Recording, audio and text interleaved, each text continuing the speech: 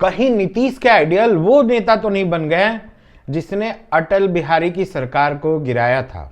ये video senti बना रहा है, सामने बिहार के सीएम हैं और दूसरी ओर दिख रहा है एक समर्थक, लिखा है आपको पद नहीं छोड़ना चाहिए।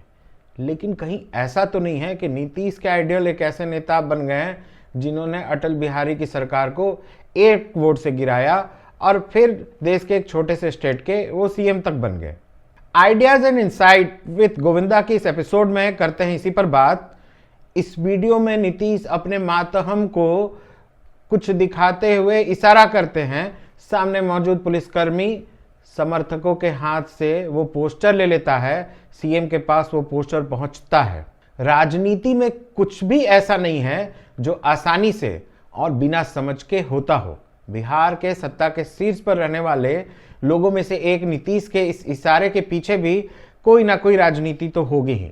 नीतीश बिहार घूम रहे हैं, इशारे हैं और पॉलिटिकल मैसेज भी। उनको भली भांति पता है वो क्या कर रहे हैं।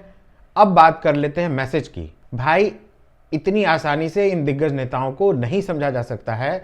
राजनीति में आदर्शवाद की बातें करना और सच में होना दोनों में अंतर होता है। बेटे को डिप्टी सीएम बनाना है, इसकी चर्चा हो रही है, लेकिन क्या सच में नीतीश पद छोड़ने जा रहे हैं? नीतीश और मोदी राजनीति के मामले में पूरी तरह डिफरेंट हैं। किस तरह का राजनीतिक निर्णय वो लेंगे इसका अंदाजा नहीं लगाया जा सकता। हम कहानी सुना देते हैं घटना की। नीतीश के लंबे समय तक साथी रहे और फिलहाल नाराज केसी त्यागी तक को नहीं पता था कि वो तेजस्वी के मामले में क्या अगला स्टेप ले आ रहे हैं।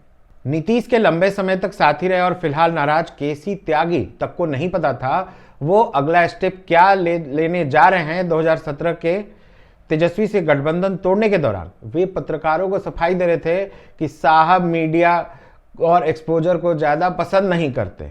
अब अगली कहानी पे हम लोग आ जा रहे हैं, किसके कदम पे नीतीश चल रहे हैं या चल सकते हैं। ऐसा नेता जिन्होंने सांसद रहते सीएम भी बनने का रिकॉर्ड बनाया। अब हम बात कर लेते हैं ऐसे नेता की जो सांसद थे और सीएम भी थे एक स्टेट के।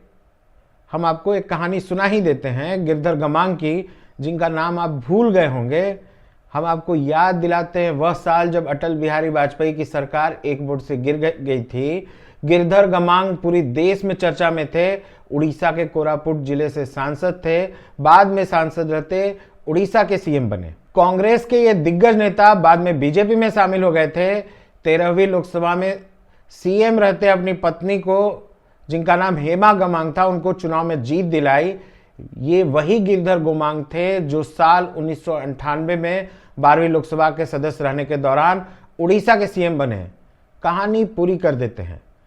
सीएम बनने के बावजूद 2 महीने के बाद बीजेपी सरकार के खिलाफ अविश्वास प्रस्ताव आया। इस दौरान वो संसद में पहुंचे और उन्होंने सरकार के खिलाफ वोट दिया, क्योंकि डर था कि लोकसभा सत्र में अपने एक वोट से अटल बिहारी वाजपेयी की सरकार बच सकती है। और वो वोट किसी और का नहीं, लोकसभा अध्यक्ष का था।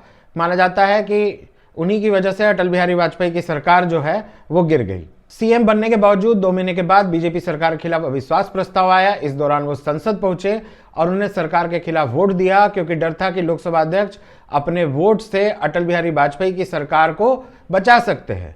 तो क्या चाहते हैं नीतीश? आज आप भी अपनी राय जरूर बताएं। हमारे वीडियोज को लाइक करें, सब्सक्राइब करें, शेयर करें और कमेंट करना ना भूलें। अगर आप चाहते हैं कि सच सामने आए और देश को एक स्ट्रॉन्ग मीडिया वॉइस मिले, तो आज ही कंट्रीब्यूट करें और इस मिशन का हिस्सा बने।